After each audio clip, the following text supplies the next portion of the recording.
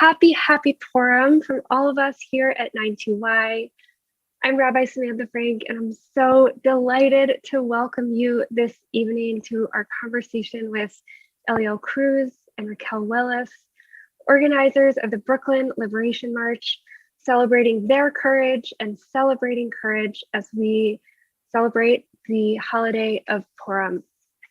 So let's start with a little bit of a roadmap for this evening. We are going to tell the story of Purim and situate this conversation in on our Jewish calendar. Then we'll hear from Eliel and Raquel. And finally, at the end, we'll have some time for Q&A from all of you.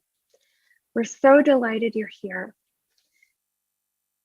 So before we begin, actually, we're going to start. I'm going to read Eliel and Raquel. I'm going to read your bios, telling all of the wonderful people who are here, all about you and why we think it is so important and why we're so honored to have you here at 92I with us on the holiday of Purim. Eliel Cruz is an organizer, speaker, writer, and the director of communications for the New York City Anti-Violence Project, an organization dedicated to ending violence against LGBTQ people and HIV-affected communities through free counseling, legal services, advocacy, and education. Eliel is a co-organizer for the Brooklyn Liberation March, an action for Black trans lives, which drew an estimated 20,000 people last June. Eliel was honored alongside the co-organizers of the Brooklyn Liberation March, some of whom I think are here with us today. We're so glad you're here too, with a Stonewall Community Foundation Vision Award. And he was recognized in Out Magazine's Out 100 list for both his work at the New York City Anti-Violence Project and for his pivotal activism in pursuing justice for Layleen Polanco, a 27-year-old Afro-Latinx trans woman who died in solitary confinement on Rikers Island in June 2019. He's currently directing a documentary on Layleen's life and the conditions that led to her untimely death. Above all, Eliel is a wonderful person and a storyteller. He believes in using the privileges afforded to him and his platform to create space for others to be able to share theirs. Welcome, Eliel. Raquel Willis is a Black transgender activist, award-winning writer, and media strategist dedicated to elevating the dignity of marginalized people, particularly Black transgender people. She has held groundbreaking posts throughout her career, including Director of Communications for the Ms. Foundation, Executive Editor of Out Magazine, and National Organizer for the Transgender Law Center. In 2018, she founded Black Trans Circles, a project of TLC, focused on developing the leadership of Black trans women in the South and Midwest by creating healing justice spaces to work through oppression-based trauma and incubating community organizing efforts to address anti-trans murder and violence. During her time at Out, she published the Trans Obituaries Project to highlight the epidemic of violence against trans women of color, an epidemic that continues today. We have so much work to do. And she developed a community-sourced 13-point framework to end the epidemic.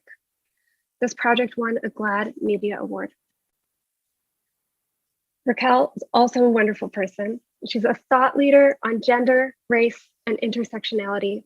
She's experienced in online publications, organizing marginalized communities for social change, nonprofit media strategy, and public speaking, while using digital activism as a major tool of resistance and liberation.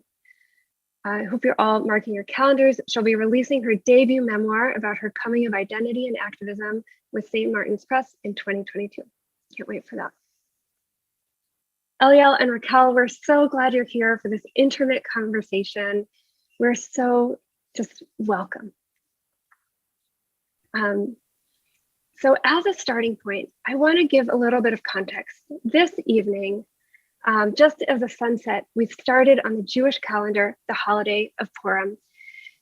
And the holiday of Purim is one of the best holidays that we've got. It celebrates the courage of so many people. And an integral part of how we observe this holiday is in retelling the story.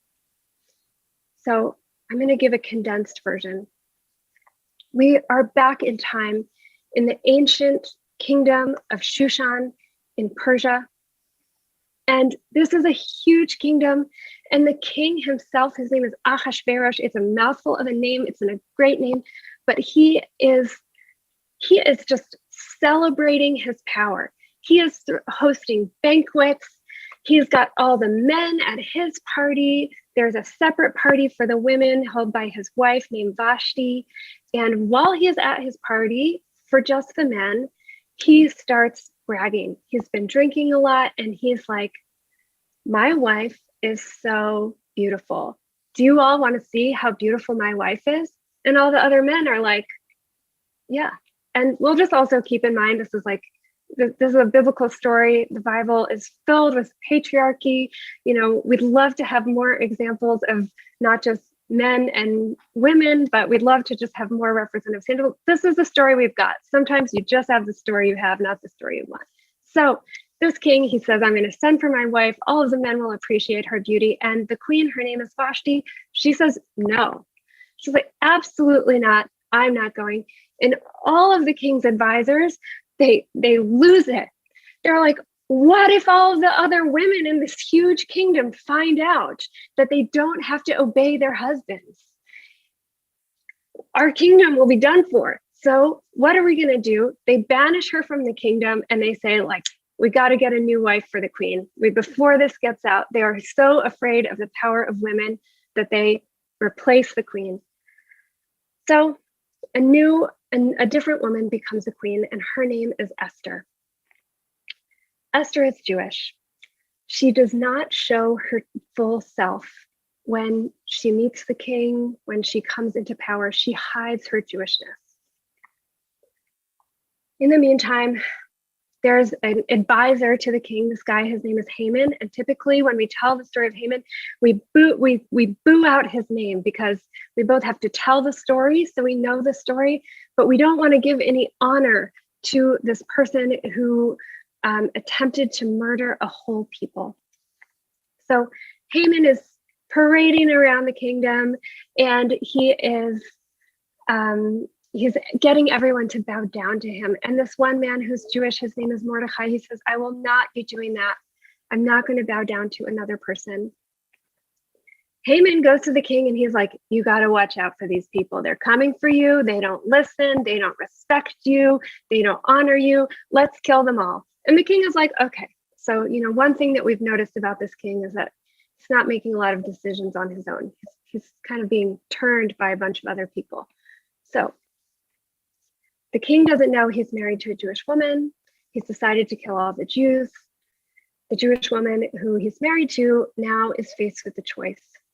And the text tells us that she's really nervous, that she does not want to go to the king and reveal who she is, even though the lives of thousands of people literally depend on it. She has a talk with her uncle Mordecai. She gathers her courage and she decides to go to the king, but she doesn't decide to go alone. She tells all of the Jews in the kingdom, I need you all to fast and to dress as though you're in mourning. She finds a way to bring everyone into the moment, even though she'll be one-on-one with the king.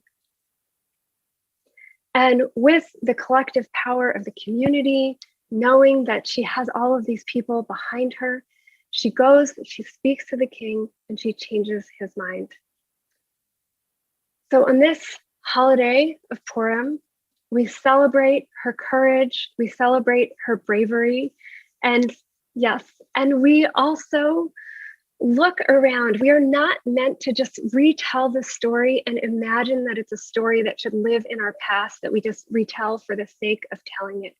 We retell the story so that we can look inward and so that we can look outward at our society and at our community and ask, who are the people who are the Queen Esthers and the Queen Vashtis of today? Who are the people whose courage do we celebrate? And whose courage do we rely on? Because unfortunately, there are too many people like Haman or like King Ahasuerus, people who are selfish, who are self-interested, who do not have collective liberation in mind. So Eliel and Raquel, we are here to celebrate you and your work, some of this work that you did last summer in creating the Brooklyn Liberation March, an action for Black trans liberation. And I'm looking around here, and I would love, Eliel, I'd love for you to start, because I know that you had been involved with this project from the very beginning. Tell us how it came to be and how you worked to ensure that the voices of Black trans people were going to be at the center of the event. Thank you, Rabbi Frank, for that. Also surmising the story again, because we hadn't heard that until earlier. I mean, say for you, I was involved from the very beginning, but this happened in a couple of very short days, and Raquel was right there with us. I think from the time that West Dakota, who's the person who had the idea to or start to organize an event specifically for Black trans lives, and then they started to reach out in their networks. It was maybe 7 to 10 days that we pulled that together. Of course, we were, living in a summer of uprisings and things were happening very quickly.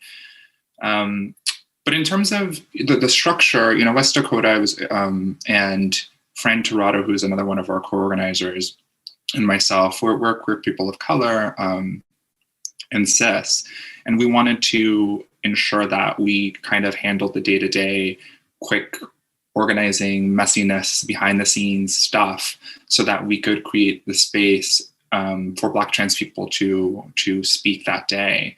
So, I mean, in a literal sense, we, someone as someone who was handling kind of the media piece of this event, uplifting Black trans voices was me making sure that there was a stage and handing over the mic to, folks like the brilliant Raquel, to be able to share their wisdom and their experience in front of that incredible gathering.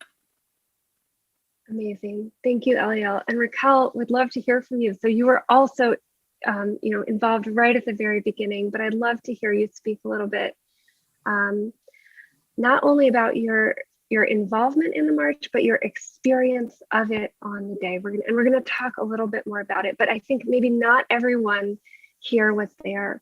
So paint the picture for us. We said there were 20,000 people. We've said Brooklyn, we've said liberation. Tell us a little more, please. Yes, well, I just want to thank you all for welcoming us into the space today and to be a part of this celebration. This is a beautiful thing to share with everyone for Purim. The funny thing is we did not know that it was 20,000 people as it was happening. That really is kind of the report that came afterwards. I think even as we were leaving, we didn't know quite the extent or the impact that we were having. There actually was a point early on before we even got started speaking where I looked over at Eliel and I was like, this is like a lot of people, like something is different, something is changing. But still in my mind, I mean, we probably thought maybe there were a couple thousand folks, which that felt monumental. As someone who's also been organizing and putting together rallies with other organizers for years, I remember when it was just powerful to get a handful of folks to come out to honor the dignity of people in our community, honor the dignity of LGBTQ plus people, Black transgender people.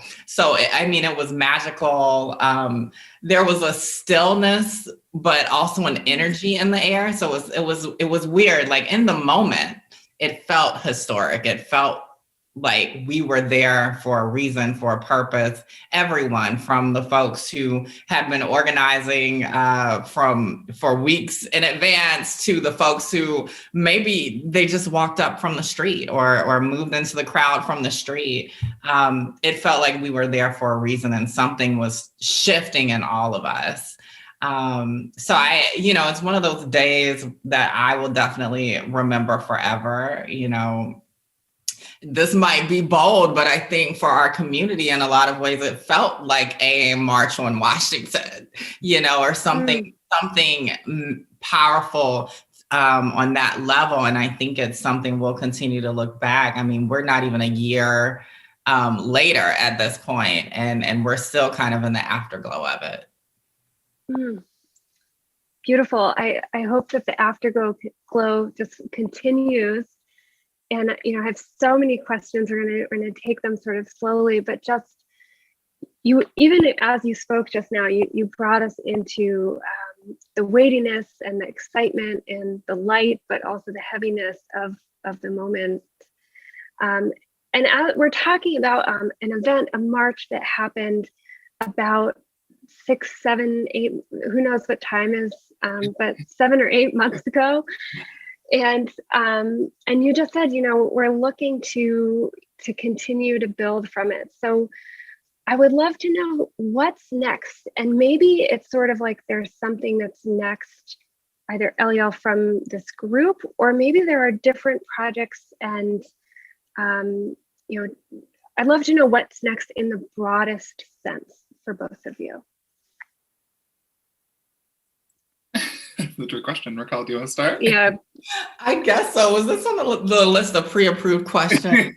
No, it wasn't. We can hold. We can switch. No, it's a great question. And, I think specifically about the Brooklyn Liberation Collective, there is interest, I think, from us to try and figure out where we fit in to do something similar and continue to carry that energy forward. But, as I think about it now, I mean, we have these moments and we can honor and cherish those moments for what they are, those actions for what they are.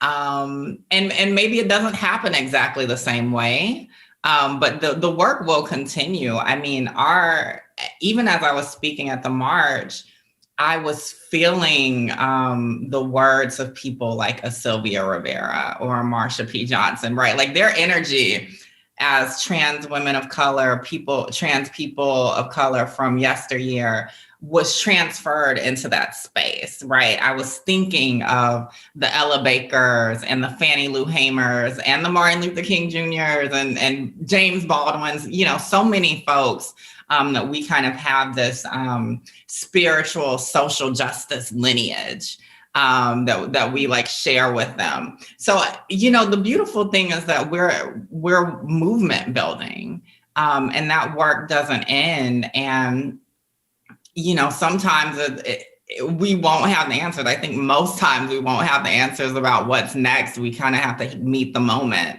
If you look at how quickly things change in our world, I mean, we see natural disasters can happen whenever, right? And people have sprang into action, in Texas and other spots. Queer and trans people raising funds for folks affected by the disaster. We see what's happening in the political moment. Today was a banner day in terms of getting the Equality Act passed in the House. And, we're hoping to see that happen in the Senate as well. But, there's something about meeting this moment that is important too, right? While still fighting for all of these lives that even in 2021, we're seeing Black trans folks and trans people of color attacked. I mean, to date, there's been at least 7, I believe, that we know of, and the number changes so much that I don't even always know. But all of this is happening at once. So I think we continue to carry that energy forward, take care of ourselves, lick our wounds when we don't get exact wins that we want to see, and keep fighting for another day. Beautiful. Yeah. Thank you. I mean, I echo everything that Raquel is saying. Definitely there's interest in the collective to potentially do something else in the future. And there is something nice about honoring that moment as it was, because it felt like a lot of things clicked in a certain way that we may not ever be able to replicate again. And that's okay too. I work at the New York City Anti-Violence Project as the director of communication. So my continued work is to continue to find ways to elevate the experiences of LGBTQ people who are facing violence, who are when it comes to these homicides, are predominantly Black trans women. Like Raquel said, this number continues to change, but this year we've had 8 trans people murdered. And last year we had 44, which is quite mind-boggling, because in our 20-year history that we've recorded and tracked homicides, it was the highest recorded before that was 27, and we're talking about 44 trans people taken from us by violence in a year that we are like dealing with a global pandemic, and it just the compounded grief and loss was just kind of unconscionable. So my role is to continue to kind of raise that and create space for other Black trans organizers like Raquel to continue to do important work.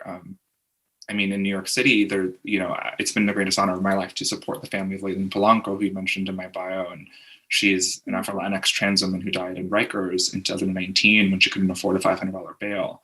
And the mayor of New York, has committed to ending solitary confinement by October in her name. That actually hasn't happened yet. It's been 8-9 months afterwards. So justice delayed, in the case of Leilene, something here at home that folks can be plugged into and continue to pay attention to, is one of the ways that I'm going to continue, at least my work post Brooklyn Liberation. Thank you both. I think one of the most important things that we do when we come together as a community is we engage in the act of sacred remembrance. And a part of sacred remembrance is honesty and storytelling. And a part of that means saying these people's lives were taken cruelly and wrongly, and it pains all of us. It pains all of us, and it motivates us to act to prevent it from happening in the future. Sort of one of the Jewish ways that we think about this is we think about the concept of pikuach nefesh, which is the principle of saving a life, which supersedes almost every single other commandment, except for the commandment to commit violence and to kill someone else to save your own life. Essentially, there are a few other exceptions that have to do with types of violence, but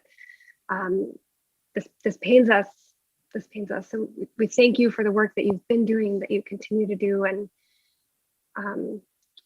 we stand with you in remembrance. You've also both spoken, we're going to shift now. You've spoken a little bit, Raquel, you spoke about the spirituality of the moment. And Eliel, you also spoke about, you actually said, we might not be able to have a moment like this where we clearly felt everything come together in the same way. And I just want to say, you won't be in the same moment again, but you will create other beautifully powerful moments that speak to the souls of so many people. I look forward to being there. I know we actually have a picture from this summer from a moment, Raquel, when you were leading a chant, and you led the crowd in a chant. Not only, it was incredible the way you brought everyone in. You said, and I'm quoting you, hopefully, well, you don't have to lead us this evening, but I'd love in a moment to hear you reflect on that moment, what that moment was like for you. You said already also that there are so many spiritual ancestors whose presence you felt. But you said, I believe in your power. I believe in my power. I believe in our power. I believe in Black trans power. And it seems you just so brought everyone in. And thank you, yes, for good with the photo. So tell us what that moment was like for you as the leader of that. And I know that chant has had also a lifespan beyond that moment. So I'd love to hear about that. Yeah. Wow. Yeah, that moment, to be honest, I had thought a lot about what I wanted to say. before I got up on it wasn't really podium, it was more like the balcony or the dais of the dais, or, you know, whatever the right word is for it. And I had so many thoughts of what to say, but, you know, I think in that moment, I just kind of surrendered to the moment and surrendered to some kind of faith that the right words were going to come out for the time. I knew that I wanted to end with a chant, but even up until the last seconds before I got in front of the crowd, I didn't quite know what the right word for the moment was. I knew I didn't want to just say that our lives matter. I wanted to speak to something that felt deeper. And as I reflected on it afterwards, you know, I think I was kind of thinking of freedom fighters from before, specifically like Sylvia Rivera talking about she believes in the gay power. Back in the early 70s, there's like an old black and white clip of her saying that. And maybe some of that infused into my spirit and some other things. But I also just wanted to kind of break down that there's a transformation that has to happen on the personal level before we can really get, I think, to that collective transformation that we want to see in society. Like, people have to take accountability for what's within their realm of control. And some of that is structural, right? If you're in a position of power, yes, you know, there are resources you may have access to, a platform you may have access to, but your own actual transformation is also your responsibility.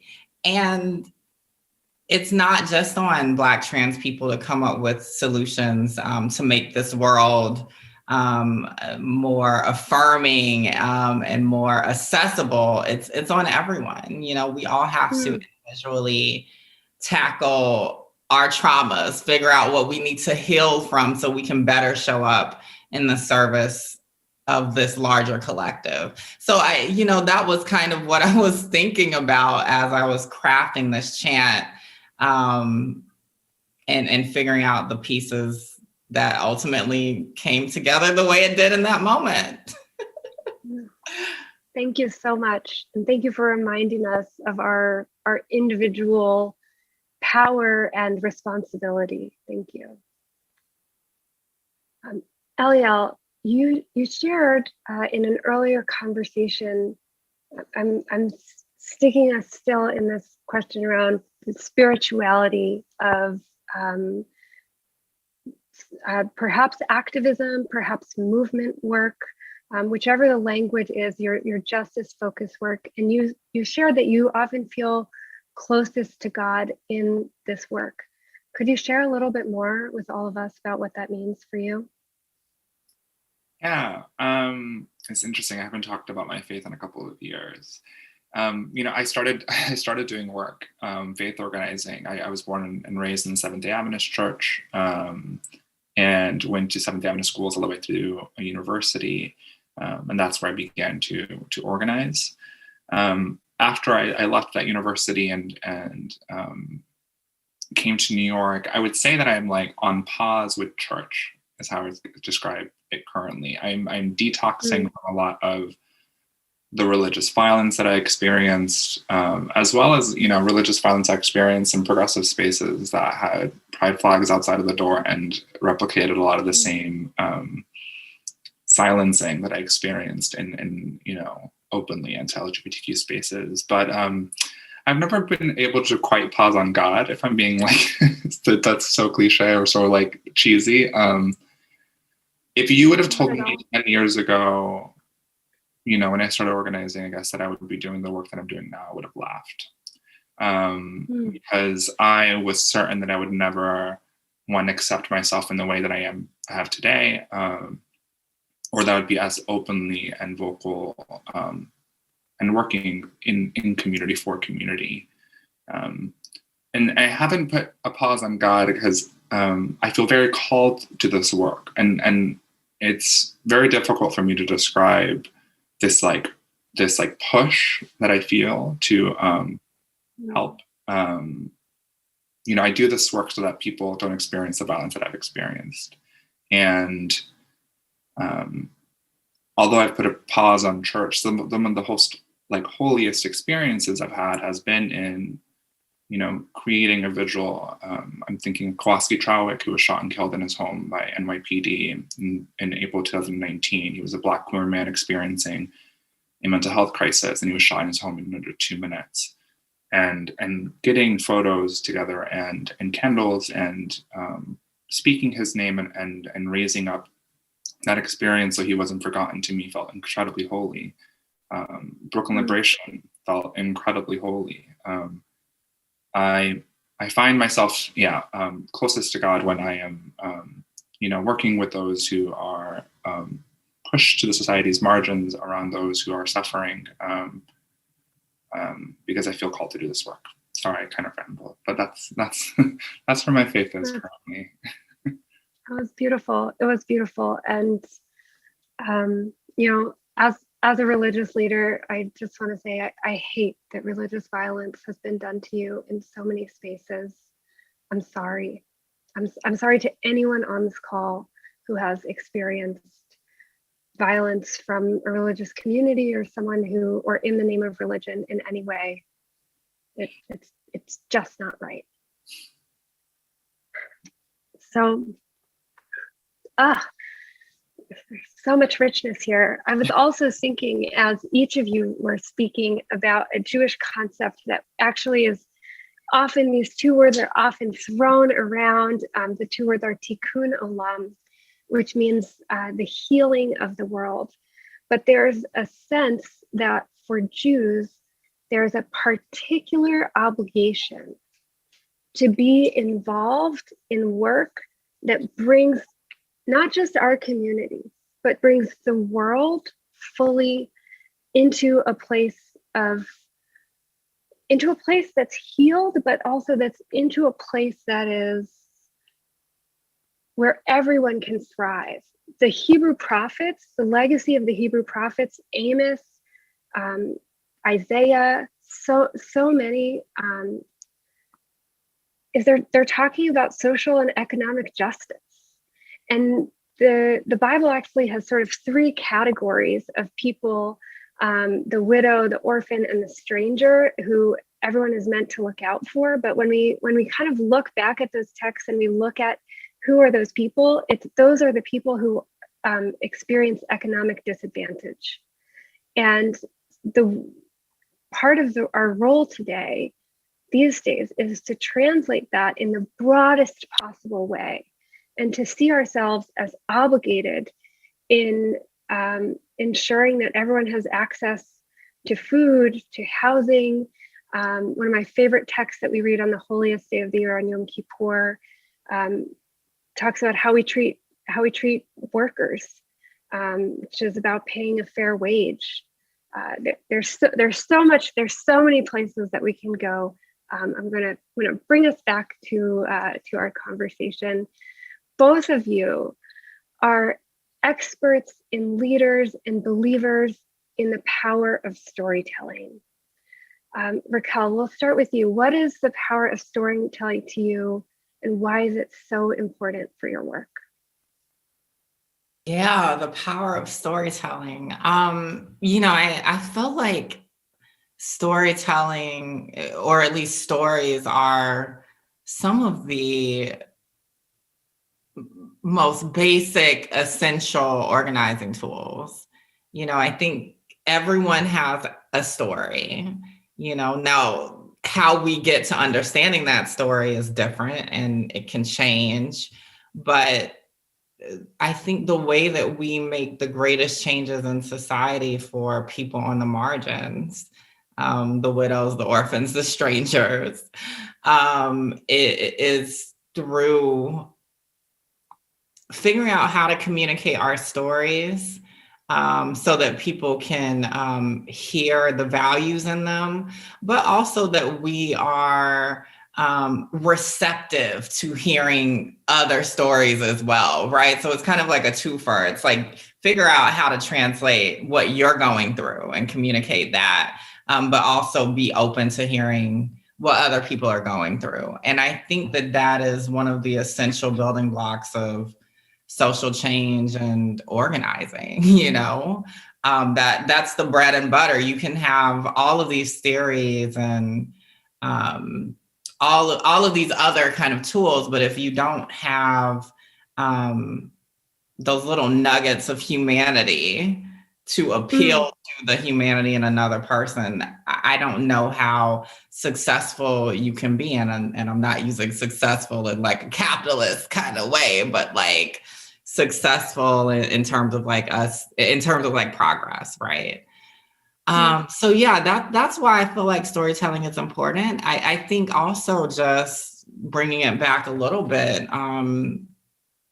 you know, especially as a Black trans person, but really anyone on the margins. I think the work that Eliel and I and other folks do in media and communication is so key, because a lot of times those are the first spaces where we're introduced to those news stories. You know, there's still reports that, you know, most Americans at least say that they don't know a trans person and haven't met a trans person, right? And we know a lot goes into that, right? It might be that you know, you just didn't know that you had met a trans person, or know of. right, or you don't want to admit, right? Because the stigma not only of being trans, but of being, you know, in any kind of relationship with a trans person. You know, but media is so important because still, you know, if we can craft some better narratives, some fuller narratives, some more holistic narratives, then the people who haven't quite met us yet will at least know that the door is open, right? The door is open to our humanity, for them to understand, I guess. So yeah, I think that's why storytelling matters. And of course, you know, as we celebrate an amazing sacred day, you know, the stories are what make our traditions and our cultures continue to thrive, right? So that we can continue to see the humanity of folks who lived before us. So yeah, those are some of my quick thoughts. Beautiful. I loved it. Eliel. Yeah, I'm in love with storytelling. I come through my organizing work as a storyteller. You know, her name is Deepa Iyer. I think it's the Building Movement Project. They have a beautiful social map, social eco change map, with like 9 different rules of how do you actually create social change. One of those is storytellers, and there's healers, and there's it's a really beautiful kind of framework that anyone it really is for anyone to find their best tools to figure out how they can help create change. So I am a storyteller. I am a storyteller because I think it's important, particularly with marginalized communities. We're talked about in such a theoretical fashion, especially, you know, in faith communities, but even in political spaces. It becomes like a data point, numerical, or a community that you can't see. Even talking, you know, about 44 trans people dying last year.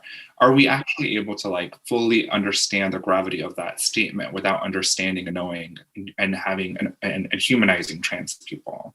Like, you really can't get that, right? You really can't get that 44 trans people were murdered last year unless you already have have humanized our trans folks. And stories from me are such an important tool as an organizer, because you can't discount people's experiences in the same way. I know like Republicans try to, but at the end of the day, like, you really can't say you can't really say that didn't happen to you when someone said this was what happened to me. This happened to me, and here's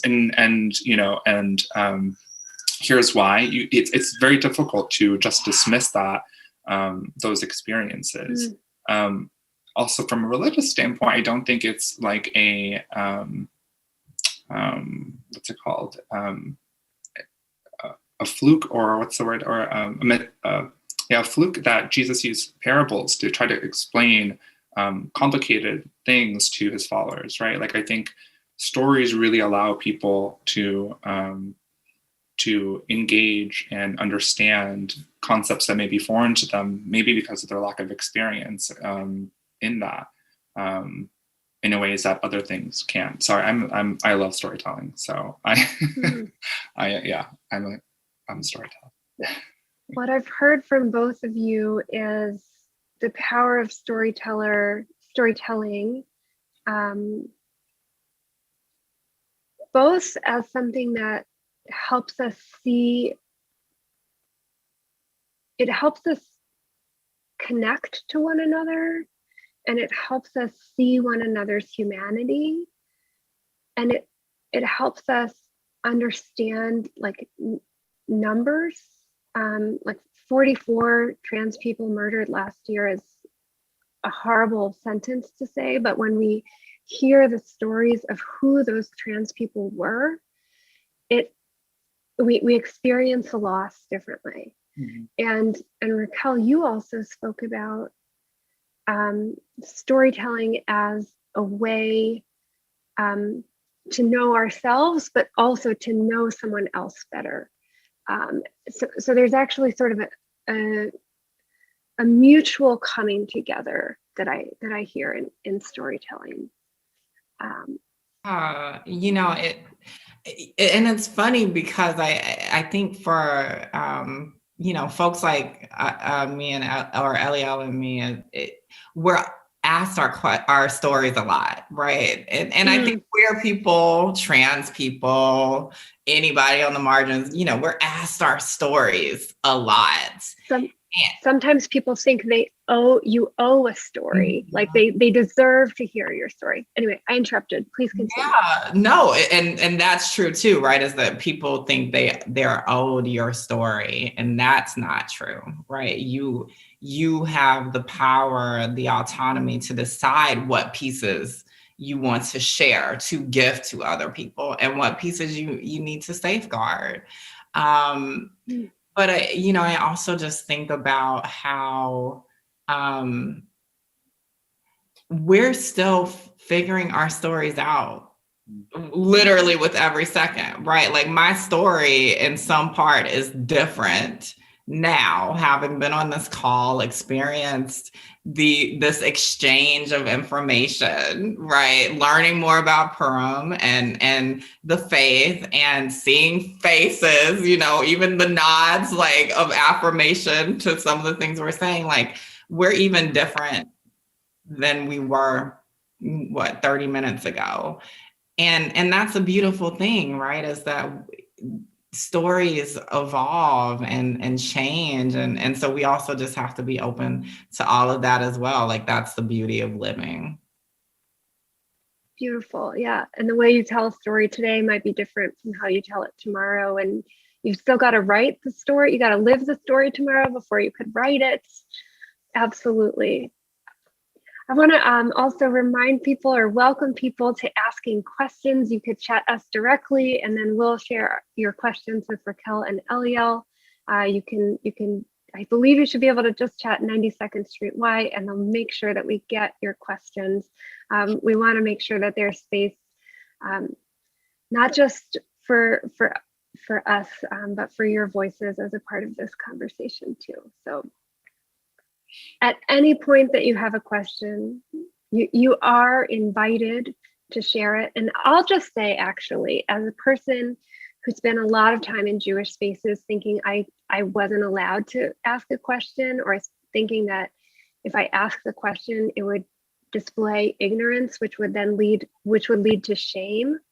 I'm here to tell you it's not true. If you have a question, we want to know your question. We want you to be a part of this conversation. So we invite your questions very, very much. So while we're still waiting, we'll take a moment of pause, but I have another question for both of you, which is we've talked a lot, and we've talked about this one action, this one event. We've talked about how each of us has to take responsibility for our own stories and accountability for looking at where in our lives where we have privilege to make change. And I wonder, for those of us on this call who maybe don't see themselves as an activist or don't see themselves as a part of the movement, what would you say to these people?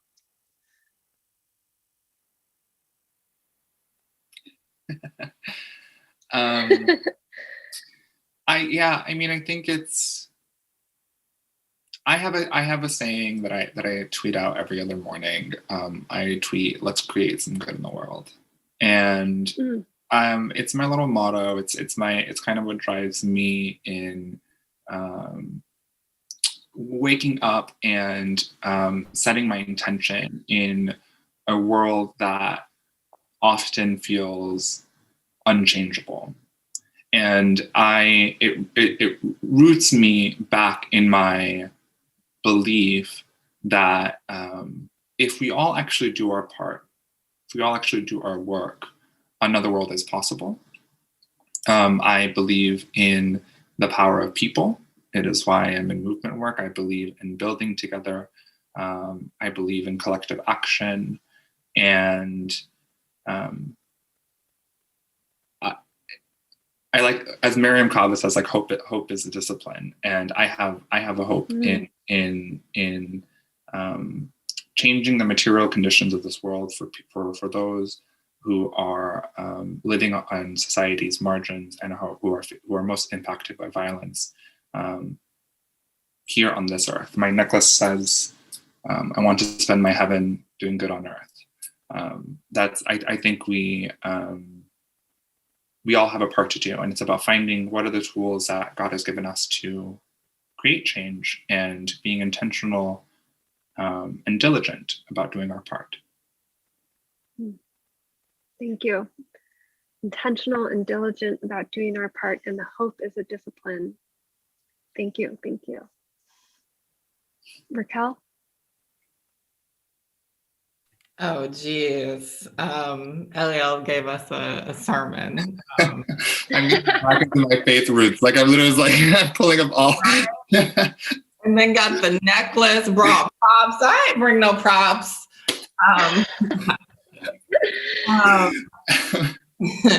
Yeah, I giggled a little to myself when you asked, because I also feel like Eliel and I have talked about this too, about the label of activist and, its purpose, its role.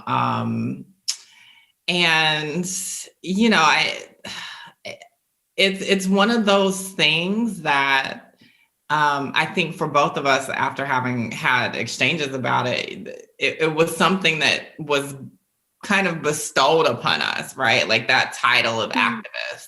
We were doing our work in different corners, and, people noticed it and saw some kind of consistency and dedication, and that's kind of how I think activist came for me, right? It wasn't that I was like, I want to be an activist. Like, what does that even mean? And I think that's, the beautiful thing about activism is that it's actually more expansive than folks give it credit of being. I think that you can do your own activist part in whatever lane you're in to credit what Eliel was saying. And I think it's a creative endeavor, right? So part of that doing the work is getting creative with what's at your disposal. What are your gifts, right? We hear that a lot in our faiths, is, figuring out what your gifts are to share with the world. And it's not going to look like everyone else's, right?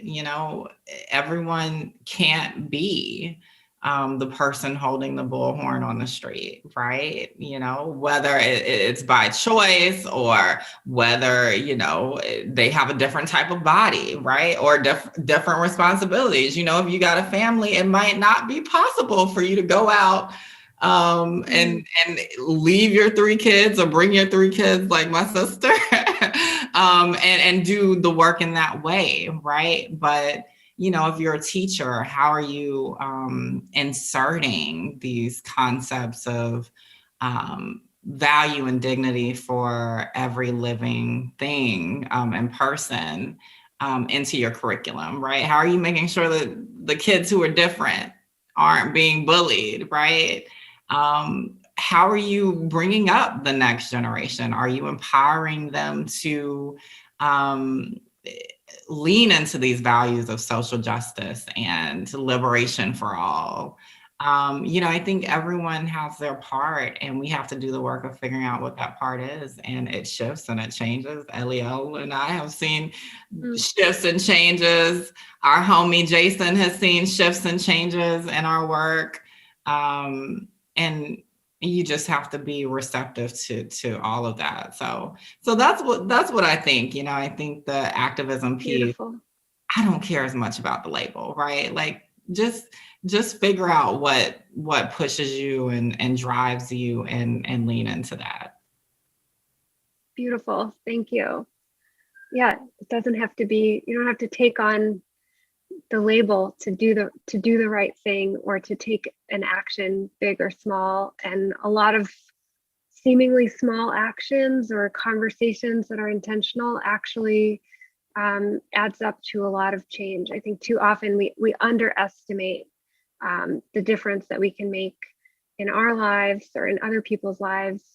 One of my favorite Jewish statements comes from the Mishnah. It's from about 200 Common Era, but we see it in other scriptures as well, which is the person who saves a life saves the entire world. I'm looking here, I know we don't have so much time, but I do want to make sure we have, oh, wow. Okay, we have some great questions here. So this one I think is really interesting. The story of Purim has a clear hero, clear heroes even perhaps, and clear villain or villains. And I didn't actually share this, but the delivery of what's called justice is actually really, really punitive. The story actually ends in murder of the people who tried to kill the Jews. It's horrible. But as activists and organizers, the question asker says working towards abolition, and I would say if you want to expand on abolition of what and what that means to you. Here's the question though: what might restorative or transformative justice look like for the person who wanted to murder this whole group of people? If we could rewrite the end of the story so that person and his family didn't lose their lives, what is restorative or transformative justice?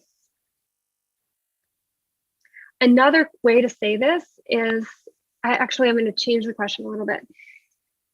If we were to societally invest in restorative and transformative justice, how do you see that changing the world that we live in?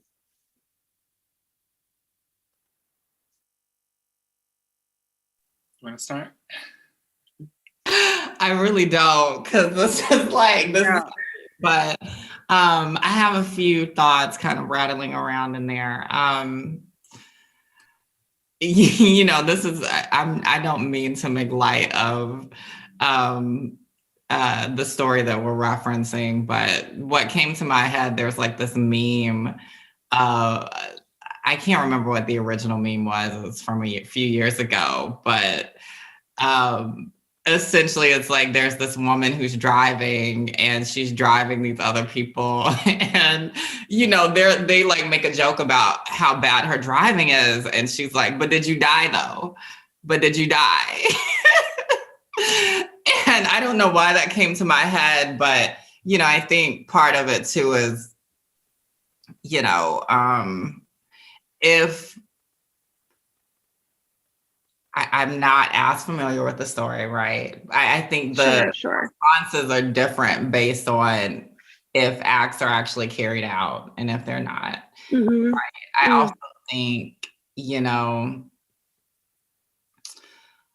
what feels most important in situations like this, because we see this every day, right? Is like there's instances of violence, you know, particularly looking at the epidemic of violence against Black trans women and folks.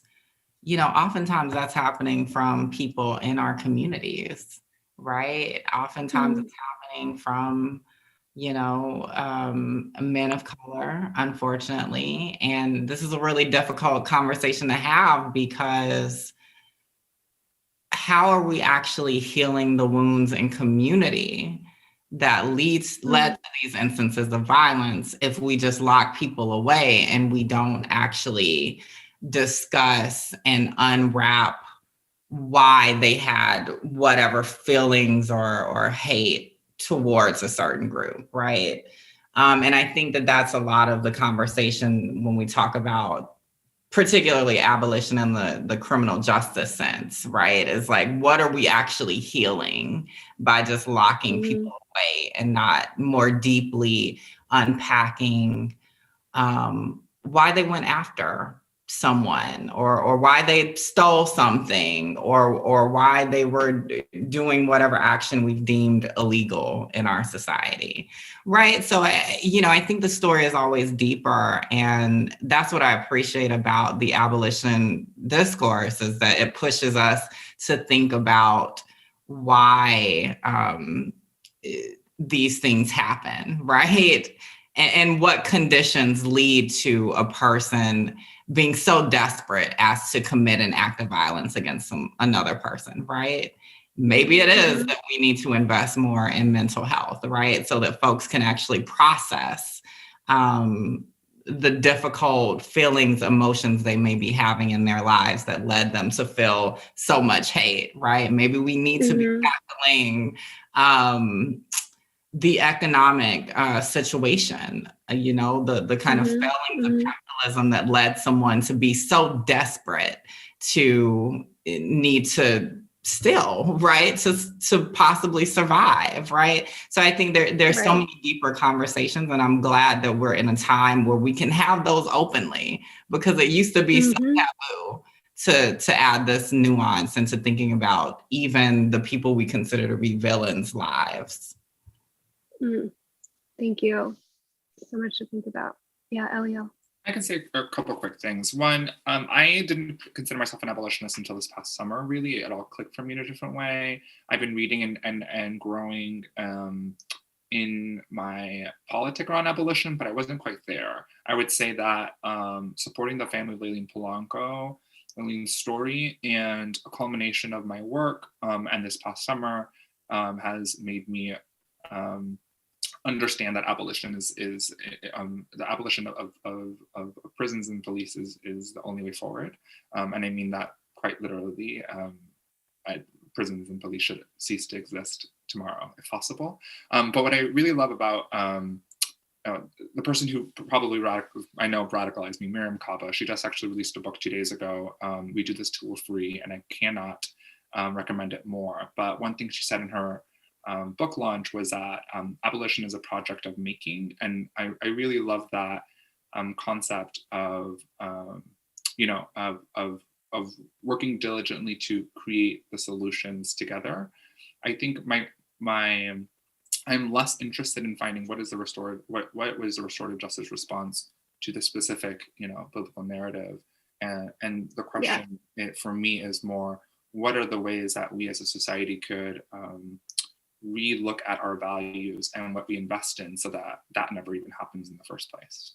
Like, that to me is a lot more of an interesting question, and one that neither singularly any one of us on this call could answer, but I believe that we can answer together collectively. What a beautiful place for us to conclude with the knowledge that together is how we'll make a way forward. I'll just say on this question, when we're thinking about the so-called justice system and prisons, that even though the Hebrew Bible gives us an eye for an eye, basically as soon as possible, the rabbis legislate that out of existence. Like that is, they make it nearly, they change the situation so that one person who harms another pays for financial damages. There's huge amounts of Jewish law that's very ancient that goes on that. And when it does come to so-called punishment, there's a real emphasis on the fact that the punishment should neither humiliate the person who did wrong, nor the person who is doing the punishing. And when punishment is too severe, it actually humiliates the person who is meting it out. So there's a real call for us from our ancient texts. And the only reason that it matters that they're ancient is that we know that so much of this, we have to apply it newly to our situations, but there's so much to draw from. There's so much in our history. There's so much thought. There's so much more that we have to learn as we all grow in creating a world that is more just, that is more safe for trans people of color, for disabled trans people, for so many different people. Oh my gosh, someone is ringing in my house. And most of all, Eliel and Raquel, I want to thank you so much for being here tonight. And I want to thank everyone else who made some time to celebrate Purim with us, to learn from your wisdom. We had other questions we didn't get to. Thank you so much for participating. And I want to conclude, actually, I love to conclude with a blessing. So with everyone's permission, I'm going to conclude with a blessing for all of us. I'm just going to think of what the right thing to say is.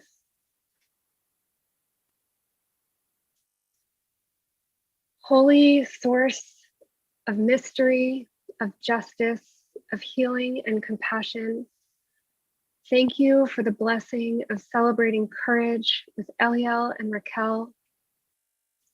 Continue to bless them with strength in their work, and continue to bless each of us as we find the moments to lift our voices, to bring more justice into the world, and give each of us courage as we continue on our path. Thank you. Amen.